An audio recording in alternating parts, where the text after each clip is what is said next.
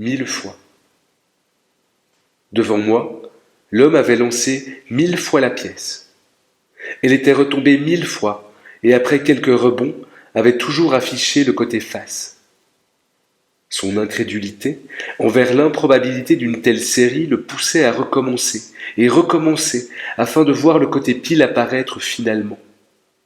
Je sentais en lui la colère se mêler au désespoir. Pouvais-je lui avouer que j'avais chargé un faussaire de me procurer une pièce avec 2 côtés face? Après la lui avoir tendue, je l'ai mise au défi. Il est des cas bien plus tragiques que le sien, mais voir une vieille connaissance souffrir philosophiquement et me savoir concerné dans son drame ne me laisse pas sans amertume.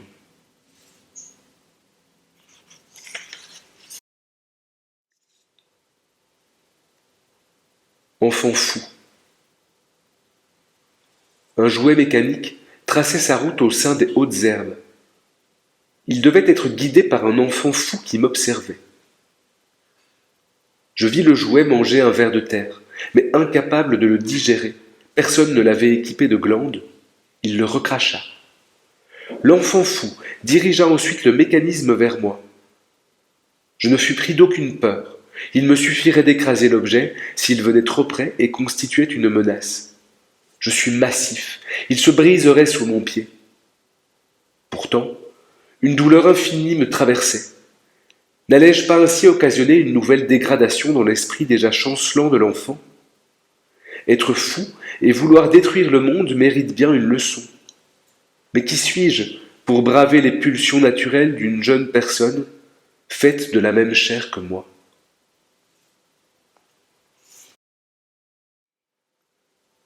Je fis un rêve. Je fis un rêve 50 ans plus tôt. Son sens intime m'est apparu soudain dans un nouveau rêve cette dernière nuit. Au réveil, j'avais tout oublié. Mon psychiatre prend très au sérieux l'imagerie de mes errances nocturnes. Il se désole parce que j'ai omis, comme il me le conseille fréquemment, de noter les révélations survenant au cœur de mon sommeil. Je n'en fais pas une question d'argent, me rassure-t-il. Je vis dans l'aisance et ma famille est à l'abri du besoin. Mais en doublant mes émoluments, je vous aiderai à recouvrer vos souvenirs. Acceptez, je vous en prie, de vous engager plus avant dans notre relation. L'amour du métier, l'amour de la logique ont toujours guidé mon médecin. Je peux en attester depuis tant d'années de thérapie. En lui versant davantage d'argent virtuel par simple contact de ma carte bancaire avec son appareil, je gagnais mon salut. La nuit même, je vis sainement dans un autre rêve, à quel symbolique, lié fatalement à mon enfance, se référait l'image née dans mon esprit 50 années auparavant. Mais je l'ai oublié également.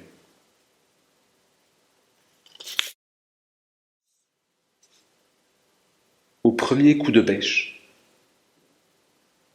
Au premier coup de bêche, je n'ai remonté qu'un peu de terre, puis des cailloux dorés, ensuite des cailloux noirs. De plus profond encore, j'ai rapporté de la terre, mais cette fois humide et lourde. Finalement, sur le fer de ma bêche, je vis des animaux bruns, frétillants et minuscules, s'efforçant d'échapper à la lumière. Personne ne s'est soucié de leur donner un nom. Comment se permettent-ils d'exister hors du langage humain? Informes, ternes et privés de cerveau, comme nous l'étions, embryons dans les entrailles maternelles. J'ai remis sur eux la terre humide, puis les cailloux noirs, puis les cailloux dorés, et enfin la terre sèche, et j'ai tassé le tout de mes pieds.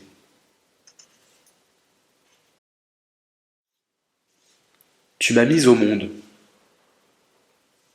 Ma mère, tu m'as mise au monde dans une vaste plaine peuplée d'autres mamans, parfois de simples buissons, parfois des biches ou des laits, et parfois de vraies femmes comme toi. Tu es partie le cœur léger. Une mère de substitution se présenterait bien pour prendre soin de ta fille. Tu n'en doutais pas. Les lois de la nature nous ont pourvus d'imparables élans protecteurs. Et de jour en jour se sont relayées des grenouilles, des belettes, des corbeaux femelles et parfois de vraies femmes comme toi pour me nourrir et me réconforter. Je remercie les autres figures féminines de m'avoir ainsi permis d'atteindre la maturité. J'ai mis moi-même au monde une enfant, ta petite fille. Nous sommes nus, aucune pudeur ou aucun sentiment de peur envers les forces de la nature ne nous oblige à cacher notre corps. Je pense souvent à toi, ma vraie mère. Ta grand-mère, ai-je dit à ma fille, est une femme merveilleuse, mais elle est trop folle, trop éprise de liberté pour rester ici avec nous. L'heure de ma mort.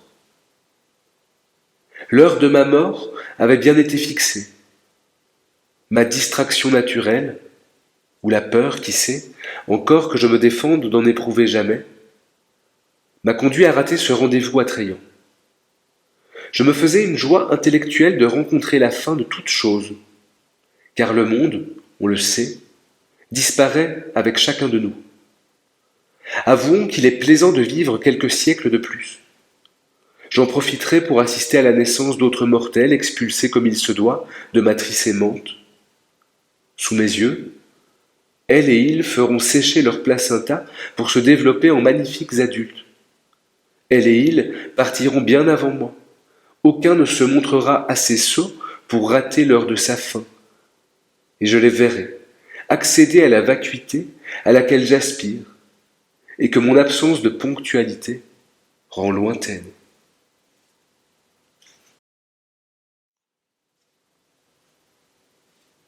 Une panthère.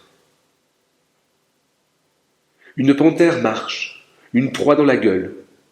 Nous sommes incapables de deviner, à cette distance, l'espèce à laquelle appartient l'animal capturé. Peut-être encore vivant, victime du prédateur. Au sein de notre groupe, plusieurs s'identifient à la proie. Ils se sentent petits, fragiles, devant les lois inexorables de la savane. D'autres s'identifient aux fauves. Comme je n'existe pas, je ne fais aucun choix.